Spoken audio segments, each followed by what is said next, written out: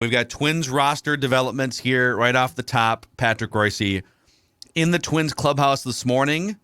Alex Kirilloff, let's see here, Jermaine Palacios, and Mark Contreras are here to join Yenier Cano on the taxi squad. So they're reaching deep into the taxi squad. I'm very surprised that Kirilloff is here, and is obviously to play the last 4 games in Detroit because he is alleged to be a non-vaxxer. So, well, they do need players. Yeah, to they play. do need to play in Detroit, but he's. That's the word was that only one of the position player guys that are the basic roster, Kepler, was a non-vaxxer, but 4 pitchers. And now people were immediately ripping Correa for being a now he was vaccinated and got the COVID, which a lot of people are doing. It just don't get a severe case. But Correa was, but Rocco said that, right? Rocco said that after the game that he was vaccinated, and I'd heard he was vaccinated. So, it's hard to bash him right now with what's going. I mean, they don't have a team, so what anything that happens has got to be, they got how many left? They got 7, and then 3 in Toronto, 7. They go 2-5. I'll be surprised. Well, their schedule finally picks up here, right? And they're gonna have to do it without certain key players. Next week they got the Yankees and the Tampas at home. They got for a week, and then they go to Seattle and Arizona. And Seattle's not as good as they thought they were going to be, but they're just fine against this collection. Hey, they're going to be playing games with teams that are better than them. When they go up to Toronto, they're going to have 2 guys in their lineup that Toronto would take. You had to move Polanco back to shortstop now, which is, not good. And I think they had like 5 or 6 guys playing out of position yesterday. Yeah. And when Miranda's out of position? When he's on the field. That's when he's out of position. He is a hack. He sailed a throw, that led to 2 runs. He can't play first base. Oh, God, he's terrible. He can't. He's brutal. I said he was brutal, and people were getting mad at him. Oh, he's made some nice plays. No, he hasn't. He hasn't made one decent play.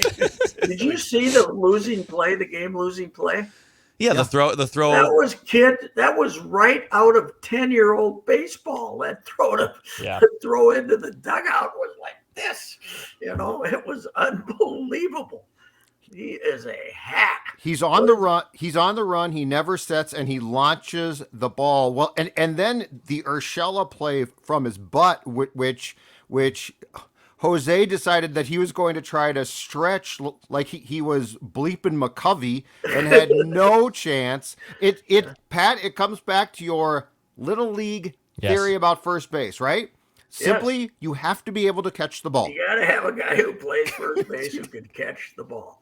But I will say I like the fact when I watched him at the plate yesterday, it didn't look like he was going up there terrible. He was hacking anyway, if he can get swinging.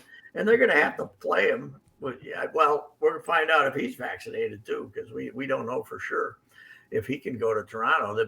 They're keeping it in a big secret, and so on Thursday they're going to have to pack people up and send them out on a plane, right? But this idea of keeping it all, how did they screw up the Correa thing yesterday? Because Doe is not exactly a rabble rouser. And he, I believe, sent out a tweet saying that these were scheduled days off, and that even though Rocco doesn't like to have 2 guys because of the doubleheader Tuesday. So I went nuts that they had Correa and Buxton both scheduled days off, but it was wrong. Correa was not a scheduled day off. Or was it a scheduled day off and they got coincidentally he got COVID, and post-game Rocco tried to claim post-game that the positive result on the Correa COVID came in during the game and that it was a scheduled day off. But they also said it was a scheduled day off? It was a scheduled day off. That what the story was sick. They also said he was sick before. Well, they claimed that the positive result that causes him now to not be available came in during the game. I have no idea what's true or not. Okay, But so it was a scheduled day off. Okay, well, I don't know. they didn't lie. They never lie. And, They're forthcoming.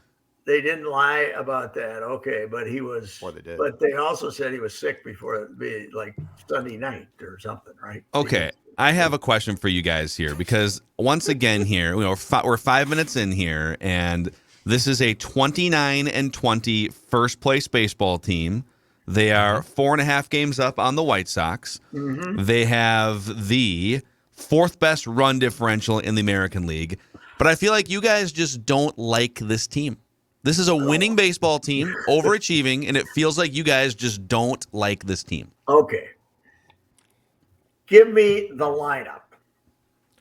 And I like the lineup if I ever get to see it. Okay. Sanchez is better than I thought. Urshela is a really good player. Much better than I thought. I don't mind Louis Arise at first base. I mean, he wouldn't have ran over and cut the ball off and then flipped it in the dugout like a 12-year-old. I know that. He would have made an actual play. He's okay. I like the lineup, but how often do you get to see it? And now, and I don't like the pitching staff. I know the numbers are okay. This starting staff is not going to make it. They're not going to make it to August, much less October. And, Sonny Gray, I really like him a lot, but his track record is what, 24 starts, 25 starts, right? And he's going to be shut down again probably for a while. Who else do you like? You like Ryan. He's got something. I don't think he's eligible to pitch in Toronto from what I've heard. I think you're right. Because he's already out, they don't have to admit that, right? They won't have to admit that. Even if he didn't currently have COVID, it's unlikely he would be pitching in Toronto. Yes, that's what I'm saying. Okay. Yes. Ober kind of flattening out and looking like he might be a reliever, right? Dylan Bundy, God love him. He battled his tail off yesterday, man. Yes, he did. just can't throw the fire out of the ball. But he's battling his tail. I don't like the pitching can't get to the finish line. Poor Caleb Thielbar is your one and only lefty. Now they got this Moran guy up, but I don't like the pitching staff. The bullpen is just hanging on by a thread. Joe Smith has not turned out to be invincible like he was for about 16 games. Yeah, I don't like the pitching staff, and I don't like the fact you never get to see the lineup. So I think they're going to hit the wall, and I don't think they'll be 500 at the All-Star break. Okay, Judd, why do you hate this team? Why do you hate this team that's 29-20? Hate's too strong. Despise. I hate their division. I hate everyone. Let's debate. What is worst, hate or despise? That's a very. I think hatred's probably worse. Yes. But I hate their division. The last time that the Twins beat a team with a winning record was May 1st. The last time that they played a good team was Houston. They got swept. I don't believe what I'm seeing. And I'm not going to drink the Kool-Aid just because, they're beating the teams that they should beat. That's why. And I honestly think deep down that the more and closer I watch this team now, I don't think the decisions are always the best. I don't think the decision making, and I become more and more convinced that while Rocco is the fall guy, and he should be because he's the guy who seemingly makes decisions, the decisions are far too inconsistent to be made by one person. I think what we have here is slightly collaboration gone mad, which is my concern about the Vikings too. Okay, I'll give you one here where I definitely agree. So 2 weeks ago, the questions about Byron Buxton, hey, I get that he's banged up and he's going to rest sometimes, but when it's a close game in the 8th against Cleveland, exactly. why can't he come up there and, put a barrel on a ball and win a game. Well, you guys don't understand. It takes him 14 hours of stretching and therapy. He gets up at 3 o'clock in the morning, right? He can't. If we decide he's not playing. By the way, we got 4 guys holding him back from trying to charge the field because he's a warrior too. And then yesterday, we got to have a security staff to keep him from bursting out onto the field. But yeah. And then yesterday he pinch hits late in the game. So what? So did you see Rocco's long explanation on that today? I did not. No. Look it up. It's a long explanation that this was different because he had been playing some before he was more coming out. It was like 5. Oh, so because sentences. he had played like 5 days in a row or something, now his body's more ready. And so he was ready to go. Yeah, he was ready to pinch hit, but he still, of course. Then in my situation, I'm saying, okay, he's only gonna play one game today, right? That would be, for sure. He's not gonna play a second game. So, and I think he was off Saturday. Wasn't he off Saturday? When did they score 10 runs? DH'd. He DH'd Saturday. So Yep. Friday he was off. He was off. Scored 10 and then back in center on Sunday. Saturday he DH'd. So he was off Friday. Saturday he DH'd. And Monday was a scheduled day off. How did that happen? What, the long, arduous flight from Detroit to Detroit takes you 50 minutes on that charter. And I don't know. Yes, you know what? That stuff, Phil, drives me crazier than the strategy of, Rocco's, the way he runs a game. I don't have a big problem with the way he runs a game. I mean, people are mad he took Smeltzer out, for God's sakes. He gets 7 scoreless innings out of Smeltzer. We should have a parade around the stadium. Should have everybody gather together and get a drum and go around the stadium. He had 7 scoreless innings from Devin Smeltzer, for God's sakes. What do you want? That's not the issue, but we don't get to see that. You're right. It is pretty phenomenal that they're 29-20. I don't care who they've played, but I don't believe it. I don't believe in them because of and more the pitching staff and anything. And I don't believe because we don't get to see the lineup. When are we going to get to see the lineup? It's a pretty good lineup if they play, but they don't play. So. Yeah. No, it's Polanco. Polanco's a guy who probably should be taking 50 games a year off with his bad ankle, and they managed to sit him down for 3. If you had everybody on his team went about it the way Polanco is, they'd be a really good team. But they don't. They don't. What does Polanco say? What exactly? I'd love to know. How does he stay in the game? Yes, like how does Rocco not physically like tape him to his locker before the game starts and says you ain't playing? He might hide. I don't know. He's a very quiet guy. He might just come in, sneak around, go back in the back room and nap where Cruz used to nap or someplace. I don't know what he does, but somehow he avoids not getting to play.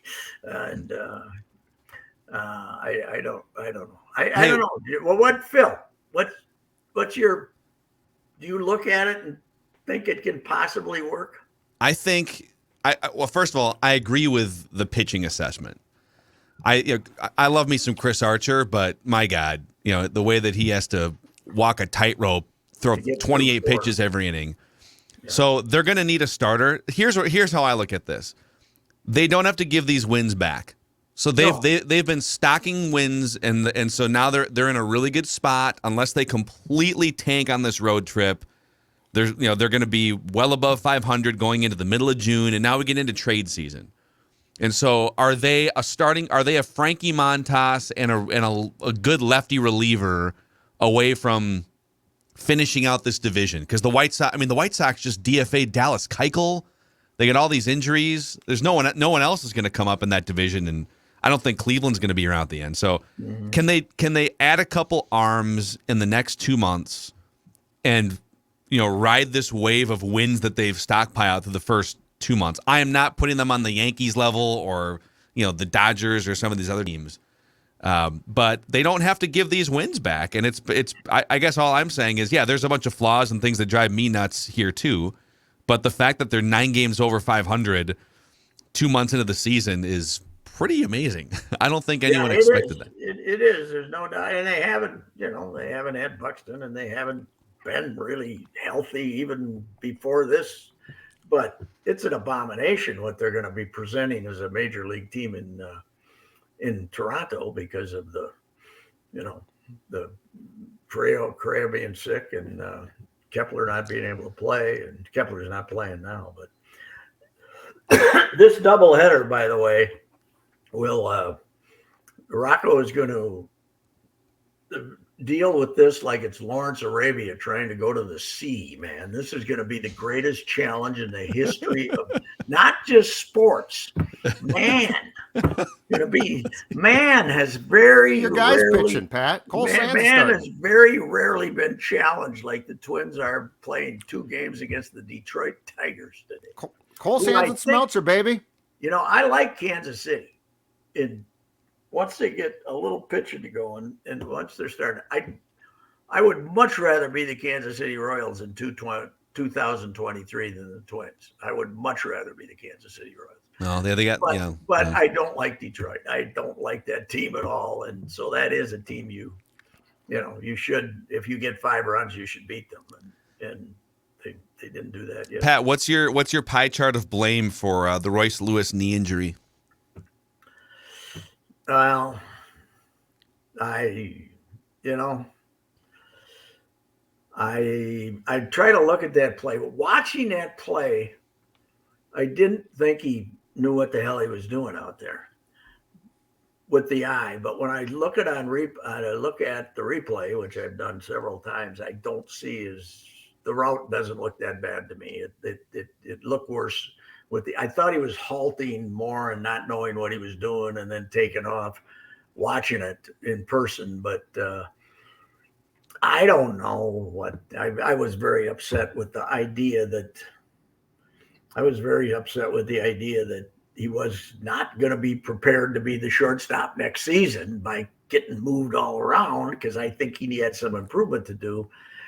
But I think they did what they had to do, put him in center field and put him if you're going to put him in a lineup, you had to put him someplace. And I guess he played a few games in the fall league or something. Played like 50 innings in center in the fall league. Yeah. But I think it was a bad idea, but I'm not as crazed about it, because you had to get him back up here when the way things were going and the way people were falling and everything. And, center, it is.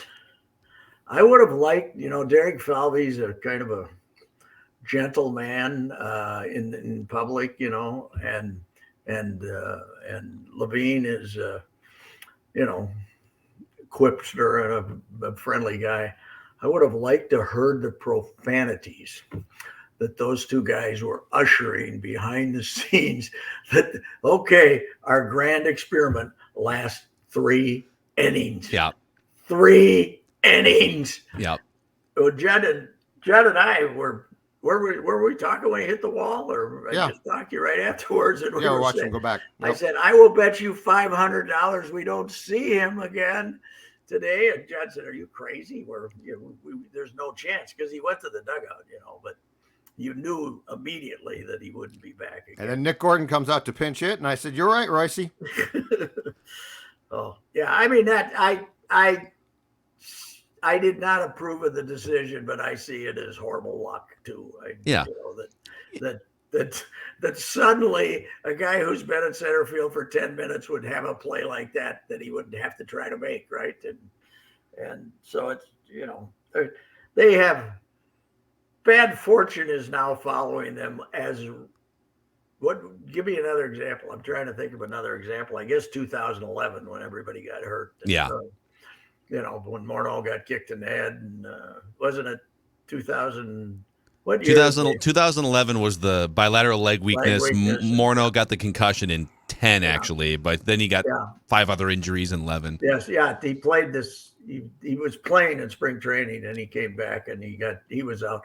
I think there was a series in Tampa where we we had the BLW arrived and Morneau couldn't play either. And that was like, okay, look out here. You probably got to go back that far to see this much bad fortune just kicking a team right in the teeth right off the bat. Sunday, you lost 3 guys. Lewis, Gray, and Buxton got hit on the hand by a pitch again. Yes. And you got chided for asking how come he gets hit in the hand about every third at bat. Huh? Yeah, I was very much told in the nicest way possible, you don't watch baseball. Well, what was your question? Why he gets hit in the hand so often? I asked Rocco if there was something about Buxton's approach at the plate that leads to him being hit in the hand so much. And very nicely, Rocco said, well, they bust him inside a lot. If you watch baseball, you'd know that or something like that. They do. They bust him inside, and he doesn't. Oh, classic. He hangs in there. You got to protect yourself. I said that on Twitter that the National League started in 1876. And is there someone out there smart enough to explain to me how in, 24, was it 146 years, no hitter has been hit in the hands as often as Byron Buxton has? Yeah. How did this happen? Wow. What is he doing that's different than everybody else who's ever played the game in 146 years? Nobody gets hit in the hand as much as he does, right in the same places. Get your bleeping hands out of the way. I know you're going to get I wish I'd asked you that question. That would have been a good quote. Once in a while they run one, it's a cutter, it's a Mariano Rivera cutter, and it comes in on you. But he's hanging out there. He's vulnerable every pitch he takes, for God's sakes. Something's wrong. I did see something he doesn't do to protect his hands. Yeah, maybe Judd's onto something. So I did see a solution on the outfield thing because Buxton crashes into fences and Royce Lewis crashed into a fence. And I can't remember who it was, but somebody asked on Twitter, why don't we do the NASCAR thing?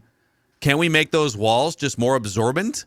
They did. Yeah. What would not enough. I mean, no, he had but a they big did. thick pad, Lewis, but if you're going too damn fast and you weigh, a couple 100 pounds, probably. The Lewis problem though was part of the plant or coming down, because it's his knee, so like his knee doesn't hit, that knee does not hit the fence. His left knee actually looks worse, but when he came down, I think it's when he came down on the warning track, it twisted and it probably hurt and scared. I got news for you. Before this is over, we're going to hear his left shoulder's bothering him too.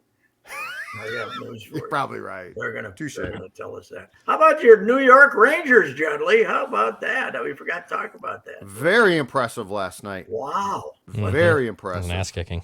What were they down 3-1? No, but they were down 2-0. 2-0 and 3-1 to Pittsburgh.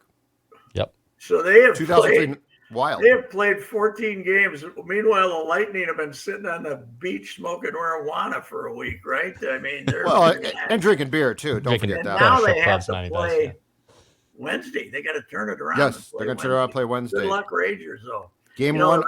Rangers got that kid from Wayzata. Lindgren. Miller? Oh, Keandre Miller? Keandre Miller, the kid that got the when he got drafted, he got the racist response. And I tried to do a piece on that and mom didn't want to get in on it. And the Rangers were hiding the kid. They didn't want him to talk about it. But you know who kind of his mentor's been? He's a single parent kid, Rick Heller, the old pitcher who lives out there and became a friend. I think the mom approached him and said, "Can you talk to my son about what it's like to?" This was even before he got drafted, I think. But Rick, and I've talked to Rick about it a couple of times. But there's a good story there, that's for sure. Where's Rick from? Fargo, I believe. I think he's a North Dakota kid. I do believe he's a North Dakota kid. So, but like most North Dakota kids, if they have a chance, they move to the Twin Cities. Yeah, it's true. It's so true. That is true. All right, Pat. Anyhow, enjoy the Tim Connolly press conference today. Okay. Let me say that I am as negative as I've been on this club as they've been winning, I'm now feeling a little empathy for them. Okay. You know, it's going to be hard to bash them when they fall off the cliff now when they don't have their team. So anyway, that's see that 25 There we minutes in, and Pat throws the olive branch out there to the Twins. I don't. Feels a little empathy. Judd feels zero empathy because Beat he's a the sports Yankees next sociopath. week. But that's Well, fine. you know what? Soul. You guys aren't Judd vaccinated. wants to start. He's about a week away from trading everybody. Trade him. Get rid of him. Evening, Judd here. We'll see what happens. You know what? Yankees and Tampa, to which there are deals for tickets at Target Field because they're still desperate to try and get people in the yard. They did have They had a nice crowd Sunday. They did have a decent crowd Sunday. Yep. And not by old standards, but by current standards. But yeah, people are there's two reasons. A, just people are skeptical about them and they're upset about last season and they got other issues. B, if you're my age, you can't buy a ticket. You can't say, hey, here's my check, send me some tickets. Oh. You gotta go through the computer and then if you get there and want to buy a hot dog, you can't do that either. They have blocked out their core audience, 75-year-old people. It's baseball's core audience, and they've made it impossible for them to go to the game. They've made it impossible. Well, we'll send it to your smartphone. And the guy holds up some flip phone from 12 years ago and says, what's that mean? You have eliminated your core audience. That's another reason. It's true. It is true. You know, amazing. You can't go up the window and say, give me 3 tickets and hand them to you. They got to send you a message on your phone. And Gladys and Herman from Starbucks don't have it. They got sorry, Gladys. You can sit outside. Can you send it to my home phone with the dial up on it? Sorry, Gladys. Go over to Kieran's. It'll be on TV. Let me turn down CCO here, and I'll try to figure out how to. Get CCO. Amazing. And by the way, that's another thing too. You want to stream the game on CCO? Just go to download the Odyssey app on your smartphone, Gladys. Yes, right. Oh my God. By the way, I've been listening to some CCO games, and they had about a 3-week period where it sounded like they were underwater. I wonder what they were doing. Now this weekend it was okay, but they always had the big powerful signal, and it was like submarine, perhaps something tipped over or something. It's Submarine Sundays here, Dan Glad. You know what happened? Someone spilled coffee on the board, but that never happens. And I'm in Golden Valley, so the signal should be able to get here, shouldn't it? I think. Luis Elias comes up to the plate, batting 3 points. Yeah, maybe it's their new program manager over there. I don't know. Amazing. Yeah, maybe he hired Joey D to spill some coffee on the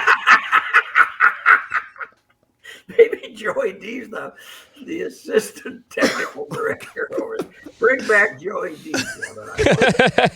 See you later. All right, we'll talk tomorrow, Pat. All right, Pat. all right. That half hour of Twins bashing, you guys, was presented by Federated Mutual Insurance Company. Federated's all about helping elevate your business through risk management tools and resources. Over 100 years of experience in helping business owners. Federatedinsurance.com, where it's our business to protect